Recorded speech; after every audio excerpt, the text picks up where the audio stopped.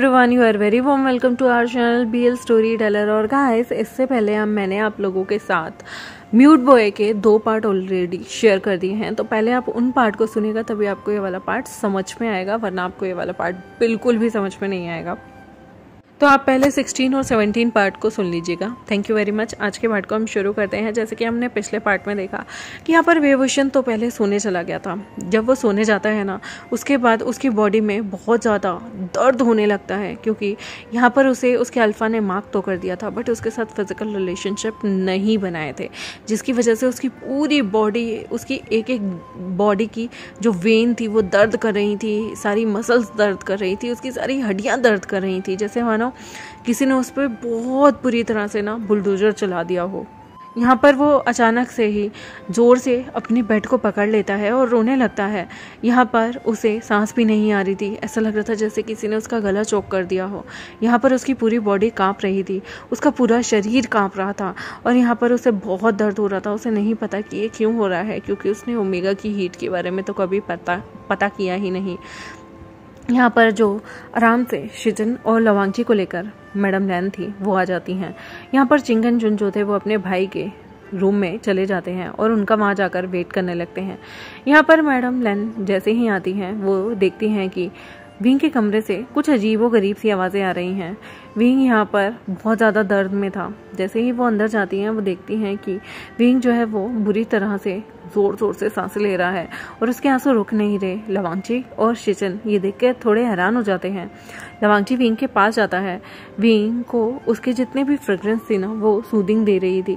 Wing यहाँ शांत होता है और वांगची के कूलर को पकड़ने लगता है। उसकी मदर कहती हैं, वांगची ये तुमने क्या कर दिया बच्चा, तुमने बहुत बड़ी गलती कर दी। तुमने एक ओमेगा को बिना फिजिकल हुए उसे मार्क कर दिया। तुम नहीं जानते ये विंग के लिए कितना कितना मरने वाला टाइम होगा। जाओ शिचन, फटाफट से एक डॉक्टर को बुला के लेके आओ, वरना विंग ये दर्द बर्दाश्त नहीं कर पाएगा। यहाँ पर उसकी मॉम विंग को सूदिंग करने के लिए उसे अपनी थोड़ी सी एनर्जी देने लगती हैं। वांगची कहता है, मदर आप वैसे भी बहुत वीक हैं। उसकी मॉम कहती है, कोई बात नहीं, लेकिन अभी इसे थोड़ी सी एनर्जी दो जल्दी, वरना ये तड़प के इसकी हालत बहुत बदतर हो जाएगी। इसे कितना दर्द हो रहा होगा ये मैं जानती हूँ। जब तुम्हारे फादर मेरे साथ हीट नहीं बिताते तो मुझे भी वैसे ही दर्द होता है। यहाँ पर लवांगची ये सुनकर उसके कान लाल हो गए थे, लेकिन वह चुप हो जाता है और वह विंग को यहाँ पर जोर से हक करता है। विंग को सांस भी नहीं आ रही थी। वो उसकी नेक के पास जाकर थोड़ा थोड़ा लिक करता है और यहाँ थोड़ा सूदिंग होता है। उसके आंसू भी आ रहे थे। यहाँ पर फटाफट से शिचन जाकर अपनी तलवार पे उड़कर हीलर को लेके आते हैं। हीलर यहाँ पर विंग को चेक करता है और विंग को यहाँ पर कुछ भयंकर दवाइयाँ देता है, जिससे विंग जो है ज़्यादातर सोया रहे और उसका कॉन्शियस माइंड जो है वो कहीं ना कहीं इन चीज़ों को लेकर ना सोचे। यहाँ पर वो विंग को आराम से उन दवाइयों को देते हैं और उसके बाद थोड़ी देर के लिए उसकी मेरिडिन ब्लॉक कर देते हैं। यहाँ पर उसकी गोल्डन कोर को ब्लॉक कर दिया गया था, जिससे उसे सेक्सुअल चीज़ों की क्रेविंग ना हो और उसकी बॉडी थोड़ी देर के लिए शांत हो जाए, क्योंकि वो जानते थे वरना विंग को कितना ज़्यादा हर्ट होगा। उसकी गोल्डन कोर कितनी ज़्यादा गर्म हो चुकी है, उसकी गोल्डन कोर कितनी ज़्यादा एक्टिवेट हो चुकी है, जिसकी वजह से विंग को और भी ज़्यादा दर्द होगा। वो लोग यहाँ विंग को दवाई देते हैं और सुलाते हैं। वांगची कहता है, मदर विंग को इससे कुछ प्रॉब्लम तो नहीं होगी ना। यहाँ पर उसकी मदर कहती है, नहीं, लेकिन मुझे जल्द से जल्द खत लिख के इसके पेरेंट्स को यहाँ बुलाना होगा। शिचन जाओ टेबल पे बैठो और एक खत लिखो। यहाँ पर शिचन वेवोशन के ही बाहर के रूम पे एक टेबल पे बैठते हैं और खत लिखते हैं। वो खत जो था वो जियांग्स के लिए था और एक खत जो था वो वीज के लिए था। वे वहाँ पर आएंगे और अपने बेटे को देखेंगे। यहाँ पर उन्होंने खत में लिखा हुआ था कि बहुत ज़रूरी विंग के सिलसिले में बात करनी है, इसलिए जियांग फेमिया और उनके साथ वेवोशन के जो पेरेंट्स हैं वो फटाफट यहाँ आ जाएं। यहाँ पर वेवोशन के पेरेंट्स को भी लिखा था कि आप जब आएँ तो सेक्ट लीडर जियांग को अपने साथ लेते हुए आएँ। जैसे ही कुछ दिनों के उपरांत ये खत वहाँ पहुँचते हैं। यहाँ पर तो बहुत ज़्यादा जियांग फेमिया को हैरानगी हो रही थी, क्योंकि ये जो खत थे ना वो स्पीड पोस्ट की तरह ही आए थे और इन खत को आने में ज़रा भी देर नहीं लगी थी। सिर्फ 24 घंटे के अंदर अंदर उन्हें खत मिल गए थे। यहाँ पर 24 घंटे होने के बाद अंकल चिरन भी वापस आ गए थे। यहाँ पर जैसे ही जियांग फेमिया को ये खत मिलते हैं वो अपना इस्तेमाल करते हैं अपने जादू का, और अपने जादू से वो उन खतों को जो कि कांगसे सरन और वी चांगसे के लिए भी आए थे उन्हें फटाफट पहुंचा देते हैं ताकि वो अपने बेटे को अगर कोई दिक्कत हो गई है, अनहोनी हो गई है, तो वहाँ पर टाइम रहते पहुंच सकें। यंग फेमिया युनमक से सीधा गुसू के लिए निकलते हैं और उनके पेरेंट्स यानी कि वेवुशन के जो पेरेंट्स थे वी चांगसे और कांगसे सरन वो जिस जगह पर यात्रा कर रहे थे और जब उनके पास जियांग्स की वो चिट्ठी आती है, जब वो उसे पढ़ते हैं तो वो भी गुसू के लिए निकल जाते हैं। ये लोग अलग अलग जगह से सीधा गुसू के लिए निकलते हैं। जियांग फेमिया जल्दी आ जाते हैं, वो बहुत ज़्यादा टेंस थे।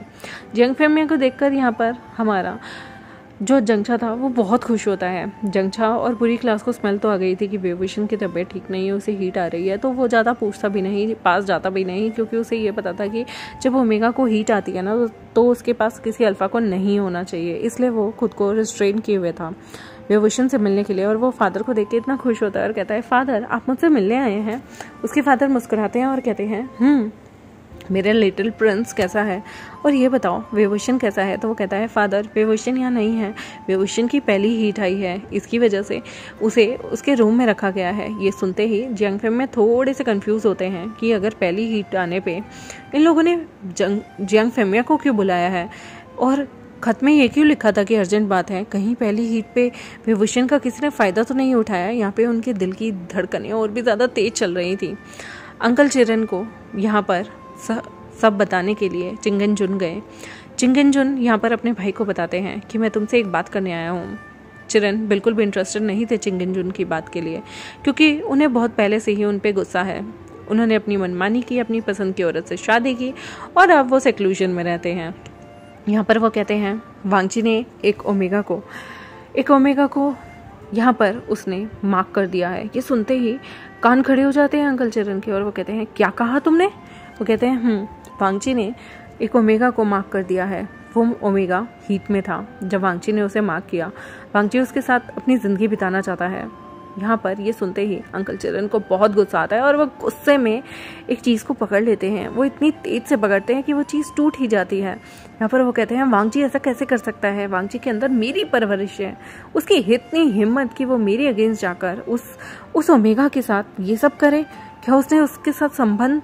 तो यहाँ पर चिंगन जुन कहते हैं, नहीं, संबंध नहीं बनाए, सिर्फ मार्क किया है। वो हमसे शादी की परमिशन लेना चाहता है।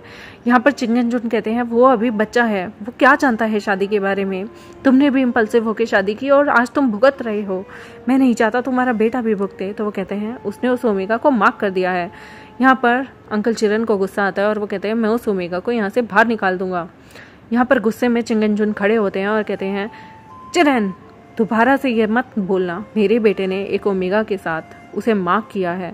मैं एक ओमेगा की ज़िंदगी बर्बाद होते नहीं देख सकता, और अपने बेटे के लिए तो बिल्कुल भी नहीं। और अगर मेरा बेटा उससे शादी करना चाहता है, उससे प्यार करता है, उसे मार्क कर चुका है, तो उसे उसकी रिस्पॉन्सिबिलिटी लेनी होगी। यहाँ पर गुस्से में देखते हुए चिरन कहते हैं, क्या तुमने कभी जिंदगी में अपने बच्चे की रिस्पॉन्सिबिलिटी ली है। जो तुम आज वांगची, जो कि सिर्फ महज एक टीनेज है, उसके लिए तुम चाहते हो कि वो इतनी बड़ी रिस्पॉन्सिबिलिटी ले। कब तुम रिस्पॉन्सिबल बने हो अपने बच्चों और अपनी बीवी को लेकर, अपने सेक्ट को लेकर, जिस सेक्ट के लिए सेक्ट लीडर तुम्हें होना चाहिए। आज उस सेक्ट का लीडर छोटी उम्र में ही तुम्हारा बेटा बन चुका और तुम्हारा सारा कार्यभार मैंने संभाला है। तुम मेरे सामने जिम्मेदारी लेने की बात तो बिल्कुल मत करो। चिंगन जुन शर्मिंदा होते हैं और कहते हैं, ठीक है, मैं मानता हूँ मुझसे बहुत सारी गलतियाँ हुई। पास्ट में मैंने बहुत कुछ अपनी गलतियों की वजह से खोया है, लेकिन अब मैं अपने बेटे को सेम गलती नहीं करने दे सकता। अगर वो किसी से प्यार करता है तो वो खुश होकर उसके साथ उसे अपनाए, उसके साथ रहे, रेदर देन मेरी तरह उसे किसी मजबूरी में अपनाने के बाद सारी उम्र सिर्फ सेक्लूजन में बिता दे।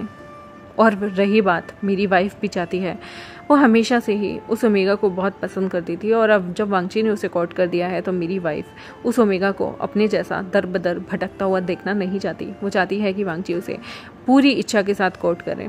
ये सुनने के बाद गुस्से में तिलमिलाकर यहाँ पर चिरन कहते हैं, तुम्हारी बीवी ने ही उसे भड़काया होगा। मेरा वांगची कभी भी ऐसा नहीं था।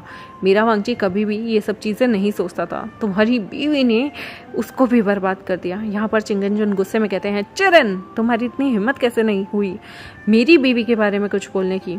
मेरी बीवी के बारे में मैं कुछ नहीं सुनूंगा। और रही बात, मेरा बेटा जिसे चाहे कोर्ट कर सकता है। अगर उसे किसी से प्यार हुआ है तो वो कोर्ट करेगा, और उसके बीच में लैंड एक्ट के खिलाफ भी मुझे जाना पड़े तो मैं जाऊंगा। चिरन कहते हैं, कौन है वो।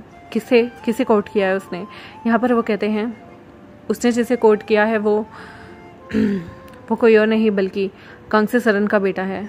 चिरन एकदम तिलमिला जाते हैं। उन्हें याद आता है कांग्से सरन को वो एक टाइम पे पसंद करते थे और वांगची उसी के बेटे को पसंद करके आज कोट कर चुका है। वो कहते हैं वो लड़का बोल नहीं सकता, वो एक ओमेगा है। वांगची की कैसे हिम्मत हुई उसके साथ ये सब करने की।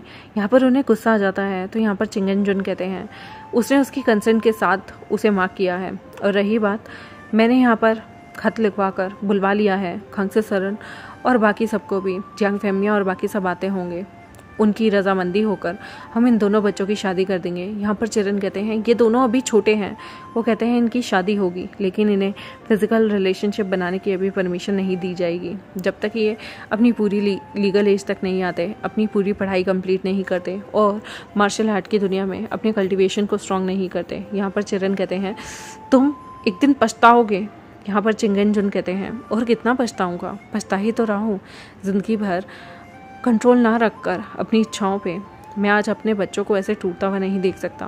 वो बाप ही क्या जो अपने बच्चों की खुशियों के लिए उनके टाइम पे काम ना आए। चिरन अच्छा होगा तुम भी ये रूढ़िवादी सोच को छोड़ दो, अपनी ज़िंदगी में आगे बढ़ो। चिरन कहते हैं तुम मुझे ज्ञान तो बिल्कुल मत दो। यहाँ पर दोनों भाई में गुस्सा था। यहाँ पर सारे के सारे वापस से क्लाउड रेसेस आ जाते हैं। सारे के सारे हैरान थे, परेशान थे। उन्हें नहीं पता कि आखिर क्या हुआ है वेवोशन के साथ, क्यों बुलाया गया है इतनी अर्जेंसी में उन लोगों को। जियांग फेमिया देखते हैं कि यहाँ पर कांग्से सरन और वी चांग से भी आ गए थे। वी चांग से पूछते हैं कि आखिर क्या हुआ है। तो वो कहते हैं मुझे नहीं पता, मुझे कोई आइडिया नहीं है, मुझे भी तुम लोगों की तरह खत आया। यहाँ पर मैडम लैन मुस्कुराते हुए आती हैं।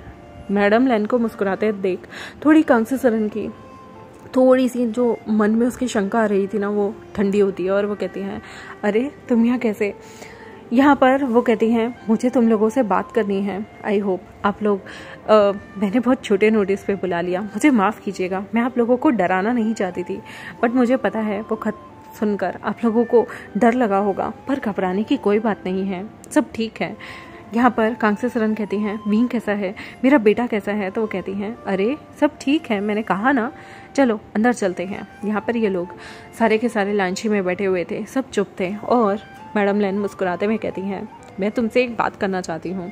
एक्चुअली मैं तुम्हारे ओमेगा बेटे को अपने बेटे के लिए उसका रिश्ता मांग रही हूँ। कांग्से तुम मना तो नहीं करोगी। वो कहती हैं क्या, वो तो बहुत छोटा है और विंग तो बोल भी नहीं सकता।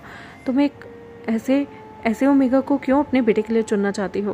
तुम्हारा बेटा तो गोसू का प्रिंस है और हम कहीं के सेक्ट लीडर भी नहीं हैं। यहाँ पर वो मुस्कुराती हैं और कहती हैं इससे फ़र्क नहीं पड़ता। एक्चुअली दोनों बच्चे एक दूसरे को पसंद करते हैं और दोनों ने ही एक दूसरे को, मतलब मेरे अल्फ़ा बेटे ने तुम्हारे ओमेगा बेटे को मार्क कर दिया है। यहाँ पर कांग्से सरन हैरान हो जाती है और वी चांग से वो भी हैरान होते हैं और कहते हैं मार्क कर दिया मतलब क्या उनके बीच में। वो कहते हैं नहीं आप गलत समझ रहे हैं, उनके बीच में फिजिकल रिलेशनशिप नहीं बने, उनके बीच में सिर्फ मार्किंग हुई है। और यहाँ पर उन दोनों के बीच में फिजिकल कांटेक्ट तो नहीं बने, लेकिन हाँ मेरे बेटे ने उसे मार्क कर दिया है। और तुम जानती हो एक ओमेगा को मार्क करने के बाद इस तरह से छोड़ा नहीं जाता। मेरा बेटा उसे कोर्ट करना चाहता है, उसे हम सबके बीच में छोटी सी सेरेमनी करके शादी करना चाहता है। अगर तुम लोग हामी भरो तो, और तुम चाहो तो अपने बेटे से भी इस बारे में बात कर सकते हो, पूछ सकते हो। और वैसे मैं भी जानती हूँ वेवोशन यानी कि तुम्हारा बेटा विंग इसके लिए बहुत ज़्यादा राज़ी है, उसने अपनी परमिशन दी है। दोनों बच्चे एक दूसरे से बहुत प्यार करते हैं और मुझे ऐसा लगता है कि उसमें हम बड़ों को कोई गलत फैसला नहीं लेना चाहिए। ये बात हम दोनों के बच्चों की फ्यूचर की है। कांग्से सरन और वी चांग से कहते हैं हमें पहले विंग से मिलना है, हम इस बारे में अभी कोई वर्डिक्ट नहीं दे सकते। वो कहती हैं बिल्कुल, विंग का रूम मैं आप लोगों को दिखा देती हूँ। यहाँ पर वो विंग के रूम के लिए जाती हैं। देखते हैं कि विंग और लंजा एक दूसरे को हक करे हुए एक दूसरे की बाहों में बाहें डालकर बैठे हुए थे। ये देखकर यहाँ पर वी चांग से और कांग्से सरन अपने ऐसे करते हैं और उन दोनों का ध्यान अपनी ओर केंद्रित करते हैं। दोनों यहाँ पर अपने अपने पेरेंट्स को देखकर एक दूसरे से अलग हो जाते हैं। वांगची ने थोड़ी देर के लिए भी विंग को नहीं छोड़ा था। विंग की जो हीट थी उसे वो कहीं ना कहीं फ्रेग्रेंट कर रहा था और उसे सूदिंग फील करा रहा था। दोनों ने लगभग पिछले 2 दिन से इसी कमरे में थे और उनके साथ मैडम लैन भी थी, ताकि दोनों के बीच में फिजिकल एक्टिविटी ना हो और यहाँ पर विंग को यहाँ पर सूदिंग फील हो, विंग के साथ कुछ बुरा ना हो जाए और विंग जो है वो थोड़ा डरे ना, क्योंकि विंग बोल नहीं सकता और उन्हें डर लगता था कि अगर उन्होंने विंग को खाली छोड़ा, विंग के इस कमरे में उसे छोड़ के गई, तो विंग यहाँ पर उसे एंजाइटी फील हो सकती है और विंग की कंडीशन भी ठीक नहीं थी। यहाँ पर विंग जो है वो अपने माता पिता को देख के खुश हो जाता है। उसके फादर जब देखते हैं कि विंग खुश है तो वो विंग सीधा जाकर उन्हें पहले बोक करता है, प्रणाम करता है और उसके बाद तो अपनी मदर को गले से ही लगा लेता है। यहाँ पर उसकी मॉम खुश थी। विंग स्माइल करते हुए अपनी मॉम से पूछता है, आप कैसी हैं, कैसे हैं फादर, आपका यहाँ कैसे आना हुआ? तो यहाँ पर उसके फादर कहते हैं, मुझे यहाँ पर लैंडसेक्ट वालों ने बुलाया। विंग, क्या तुम इस लड़के से शादी करना चाहते हो? विंग पहले घबरा जाता है और उसके बाद उसके कान लाल हो जाते हैं। ये देख के कांग्सी सरन कहती हैं, तुम एक अल्फा होके अपने ओमेगा बेटे से कैसे बोल सकते हो? विंग, क्या तुम किसी से प्यार करते हो? क्या ये वही है जिससे तुम प्यार करते हो? यहाँ पर वो वांगजी की तरफ देखती हैं, जो कि विंग की ही उम्र का था, भोला भाला लग रहा था और विंग को किस तरह से अपनी बाहों में जकड़े हुए था। यहाँ पर वो मुस्कुराती हैं और कहती हैं, मुझे मेरे विंग की पसंद बहुत पसंद आई। विंग, तुम्हारी पसंद बहुत अच्छी है। वो यहाँ पर विंग को डराना नहीं चाहती थी, वो जानती हैं विंग बोल नहीं सकता। यहाँ पर वो विंग को बिल्कुल सूदिंग फील कराते हुए कहती हैं, विंग, क्या तुम सच में इससे शादी करना चाहते हो? ये जानता है ना कि तुम बोल नहीं सकते। यहाँ पर विंग सिर हिलाता है और हामी भर देता है।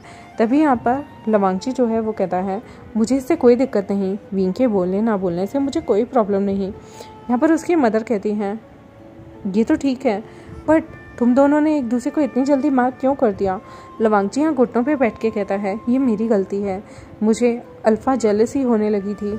विंग जब भी किसी अल्फ़ा से बात करता, स्पेशली जियांग्स के जो आगे होने वाले उत्तराधिकारी चंगचा है उसके साथ, तो मुझे यह जेलस होता था। इसकी वजह से मैंने विंग को मार्क कर दिया उसकी हीट के दौरान। यहाँ पे उसके फादर कहते हैं, तुम्हारी इतनी हिम्मत कैसे हुई? लेकिन कांग्सी सरन उनका हाथ पकड़ लेती हैं और मना करती हैं कि दोनों बच्चों को डराना मत, ऐसा ना हो दोनों कोई गलत कदम उठा लें।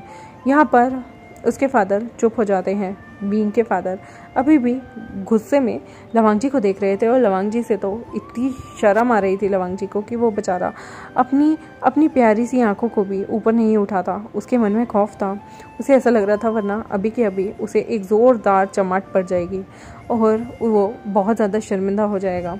यहाँ पर वो कहते हैं, तुम्हारी इतनी हिम्मत कैसे हुई? तुमने मेरे बेटे को क्यों छुआ? यहाँ पर विंग जो है वो अपने फादर को पकड़ता है उनका हाथ और उन्हें इशारों में समझाता है कि लंजा और मेरे बीच कुछ भी नहीं हुआ है, मैं आज भी प्योर हूँ, पर फादर मैं लंजा को बहुत पसंद करता हूँ। यहाँ पर उसके फादर कहते हैं, ठीक है, मैं तुम लोगों की शादी एक शर्त पे करूँगा, तुम लोग जब तक अच्छे से मैच्योर नहीं होते तुम लोग संबंध नहीं बनाओगे। यहाँ पर वो विंग को कहते हैं, मैं तुम्हें अपने साथ शादी के बाद ले जाऊँगा तुम्हारी पढ़ाई पूरी होते ही। यहाँ पर कांग्सी सरन मुस्कुरा रही थी। एक पॉजिटिव बाप पहली बार उन्होंने देखा कि यहाँ पर जो उसके पति हैं वो कितना ज़्यादा विंग को लेके पॉजिटिव हैं और यहाँ पर वो मुस्कुराते हुए कहती हैं, ऑफ कोर्स विंग, तुम जानते हो ना, तुम इस तरह से लेंस के पास नहीं रह सकते जब तक तुम लीगली तुम दोनों का। यहाँ पर मैं खुशी के साथ पूरे गाजे बाजे के साथ तुम्हें विदा नहीं करूँगी। तुम्हें क्या ये मंजूर है? यहाँ पर वांगजी जो है वो उसे पहले तो वो डर जाता है, विंग उससे दूर जाएगा। उसे ये चीज़ तो बिल्कुल नहीं सोची थी। उसे तो लगा था विंग और वो हमेशा यहाँ रहेंगे, कभी कभी किस कर लिया करेंगे। लेकिन यहाँ पर वांगजी को लगता है कि अगर उसने अभी हाँ नहीं बोली तो यहाँ पर विंग के फादर उसकी शादी कभी विंग से नहीं करवाएंगे और विंग को किसी और अल्फा को दे देंगे। ये ख्याल सोच के भी उसके मन में डर लग रहा था और वो कह देता है, मुझे कोई प्रॉब्लम नहीं।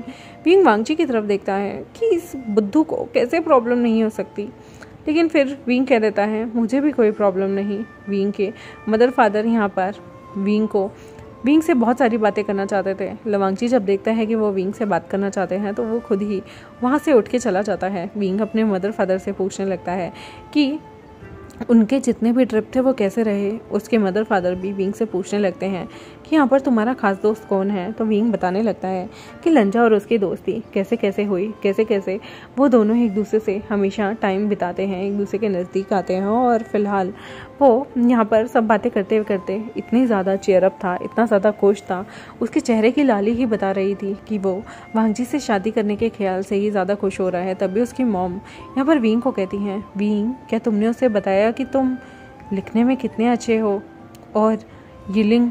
तो विंग जो है वो एकदम से चुप हो जाता है। विंग ने इतनी बड़ी बात उसके दिमाग में क्यों नहीं आई। लंजा जिसे एडमायर करता है वो इंसान वो खुद है, और वो उसने अभी तक लंजा को ये बात नहीं बताई। वो कितना बुद्धू है, वो उससे शादी करने जा रहा है और ये सच छुपाया हुआ है। यहाँ पर वो अपनी मॉम को कहता है कि उसे नहीं पता। उसकी मॉम कहती हैं तो तुम्हें उसे बताना चाहिए। विंग अपने लिप्स को बाइट करने लगता है। वो मन में सोचने लगता है कि कहीं ये सब जानने के बाद लंजा उसे छोड़ तो नहीं देगा। यहाँ पर उसका दिल घबराने लगता है और वो ज़ोर ज़ोर से सांस लेने लगता है। खांगसे सरन कहती है, क्या हुआ विंग, विंग क्या हुआ है तुम्हें। विंग अपनी मॉम की तरफ देखता है और कहता है कुछ नहीं। यहाँ पर वो बेचारा धीमे कदम से वांग जी की जिंगशी की तरफ जाने लगता है। वो वांग जी के जिंगशी में आता है। उसे हर तरफ उसी की लिखी हुई चीज़ें दिख रही थी। वांग जी ने अपने रूम की वॉल पे यहाँ पर विंग ने जबकि कभी नोटिस ही नहीं किया कि वांग जी ने उसी के द्वारा लिखी गई शेरो शायरी को अपनी दीवारों पे अच्छे से लिखकर चिपकाया हुआ था। और उसकी बुक्स वांग जी की पूरी यहाँ पर जो भी शेल्फ थी उन पे पड़ी हुई थी। विंग को लगता है कहीं ऐसा ना हो वांग जी इस बात से नाराज़ हो जाए। इतने टाइम से विंग ने उसे इतनी बड़ी बात छुपा रखी थी। वो धीरे धीरे आगे कदम बढ़ाता है। तभी वांग जी की आवाज़ आती है, विंग यहाँ पर थोड़ा घबरा जाता है। वांग जी बाहर निकल के आता है और कहता है, तुम्हारे पेरेंट्स से तुम्हारी बात हो गई। विंग की थोड़ी सांसें अलग गति की थी, उसकी धड़कन भी बढ़ी हुई थी।